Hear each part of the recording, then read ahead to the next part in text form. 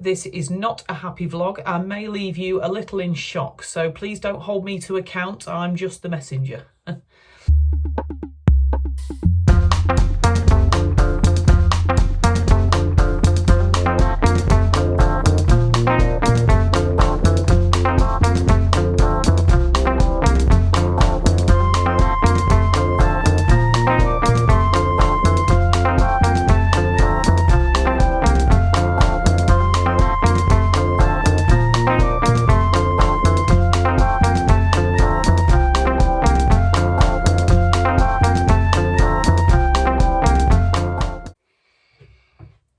Hi, firstly a quick disclaimer. I am no expert on this topic. I'm just going to share what I've found out that's relevant to my vehicle and might be helpful to other people. So if you know anything more about this, please put it in the comments. Go on the Facebook group. There's loads of links below that can get you more information. What is CAZ? So Andy Burnham, the Manchester Mayor, has been instructed by the government to clean up the air where it falls below standard in areas of Greater Manchester. The Greater Manchester Zone is one of the largest in Europe, stretching almost 500 square miles, the whole of Greater Manchester. The area is monitored 24 hours, 7 days a week, all year round, and this will be done by ANPR cameras, and unless you have a compliant vehicle, and depending on your vehicle type, you will be charged to enter the zone, from £10 to £60 per day, just to leave your driveway. So who does this affect? So the first stage is implemented this coming May, with the rules being phased in over the next year. HGVs, buses, coaches are all in the first phase starting this May at a cost of £60 a day. The second phase is light goods vehicles, minibuses and campervans being charged £10 a day from June 2023. If you have a motorhome or campervan, you will be charged according to the vehicle's tax class. In the description below, there's a link to the website. You can pop in your registration and it will tell you if you are exempt. However, I will warn you, don't be too hopeful. If you have a new campervan or motorhome that is Euro 6 or cleaner emission standards, then you won't be charged to enter the zone.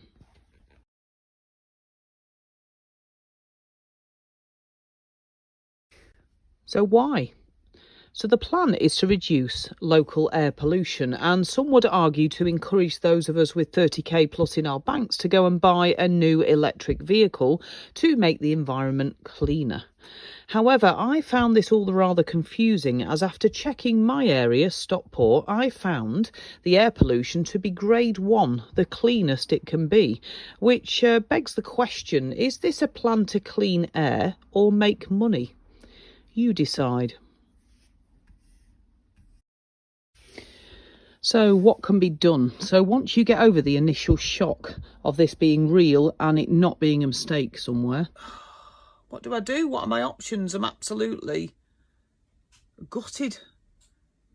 I can't sell my van. It's got memories. It's part of our family. Oh, can anyone help? Just give me some advice, please. One is led to look at what one can do to avoid the cost. So the options, I'm afraid, are not great, but I shall now list the ones I have found out. Number 1, the government is kindly offering to help towards the cost of making your vehicle compliant. An amount of up to £5,000 as a grant for the work. The issue I've found is limited accredited garages available to do this work, and older vans like mine are too old to be done. Yes, that's right, they cannot be altered. Number 2, buy a new compliant van. So the government again is offering wonderful grants of £3,500 towards your new 30k electric van. However, there is limited supply of electric vehicles and, well, who has that kind of money hanging around just after a pandemic and during the largest economic crisis in history? There is also a national concern over the UK-wide lack of charging points for said electric vehicles. Number 3. Sell your campervan and buy a compliant electric car. Despite the cost of this not being an option for most people, selling prices for non-compliant campervans are now dropping. meaning that you may not even cover the cost of replacing for a compliant car. In addition to this, I saw an article the other day suggesting that compliant electric cars exempt from the congestion zone in London will now be charged, and there is some concern that this charge will be rolled out eventually to all vehicles. Number 4, pay the charge. If, like me, you use your camper as your daily drive, then this is a terrifying option. Even if you use your van 5 days a week, and this is a charge of nearly 3k a year, on top of the road tax and insurance and petrol you already pay. It's also worth considering that even if you did get a compliant car, you can't take it on holidays, and thus will use the same amount to pay for your next holiday. If you're a small business, builder, plumber, electricians, this cost will need to be passed on to the customer and then put through as a business expense. Help, none of these options solve my problem. Okay, so number 1, write to your MP explaining your concerns and how this will affect you. The more pressure from people, the better. Below in the description is a list of all the MPs and their email addresses. Number 2, sign the petition. Again, a link in the description. The more people that sign, the more they need to listen. 3, join the Facebook group campaigning against this charge.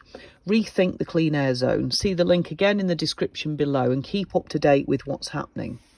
And also tell people, most of these plans were made during the pandemic last year and most people have no idea it's happening.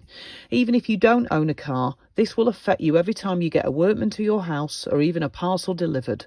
Prices will rise, along with food and gas, electric, clothes, council tax, interest rates. Again, I'm sorry for the depressing video. I'm afraid things are changing all the time and all I can do is inform you of what I know now. But don't forget to like and subscribe for some more interesting content that will be, well, what can I say, a breath of fresh air.